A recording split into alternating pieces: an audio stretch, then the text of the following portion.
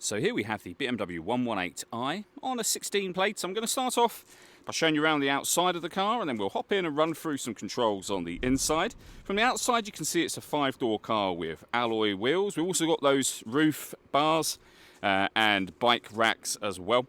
I'm going to start off inside the boot area first of all.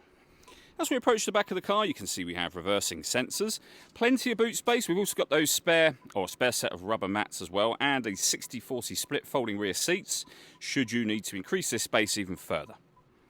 Okay, so we're just going to work our way back around to the front of the car, and then we'll hop in and run through some controls on the inside of it from there. But now that we've done a full circle, you can see it's in lovely condition the whole way round. Just briefly before we climb in, I think it's well worth seeing the interior from this exterior point of view. There's plenty to run through on the dashboard, so let's hop in and we'll do that right now. Okay, now that we're inside the car, we're going to start with the dials. Over on the left-hand side, first of all, we have the speedometer and fuel gauge. We have the rev counter over on the right-hand side. In the centre at the bottom, the main trip computer, which includes the total miles, first of all. They are 57,547. You can change the information displayed directly above that by pressing a button on the end of the indicator stalk for various bits of trip computer and fuel economy information.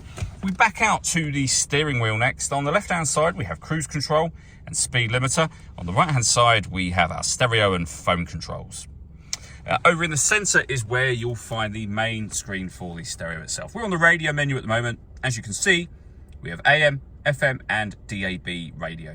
All of the movement I'm making on the screen, it's all being done using the iDrive system, which is essentially this dial and the collection of buttons that surround it, but you can do everything pretty much from the dial itself. For example, we were on the radio menu a moment ago. If you want to listen to your own music, you go to multimedia, push the dial down. You can then select your CD or external devices, where you'll see we've got USB input, Bluetooth audio, so you can stream your music wirelessly once you've paired your phone, of course, and auxiliary input as well. Pairing your phone is easy. Go to the telephone heading, and then from there you would go to Bluetooth devices and follow the instructions on screen.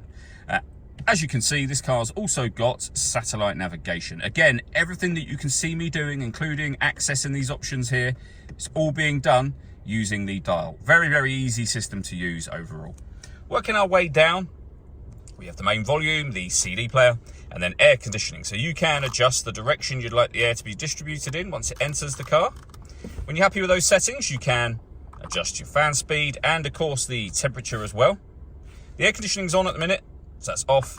Back on again. You can turn on the climate control should you wish to. What will happen then is the car will take control of the fan speed to maintain the temperature that you've asked for. It's also taking control of the direction of the air as well. If you press auto again, you go back to whatever settings you had that on previously. Underneath that, we have 2 cup holders and a 12-volt charging socket, the 6-speed manual gearbox, and then these buttons here. So you can turn off your traction control for the car and change the driving setup. So if I give this button a push, you will see the car is now in sport mode. We can also put it in Sport Plus.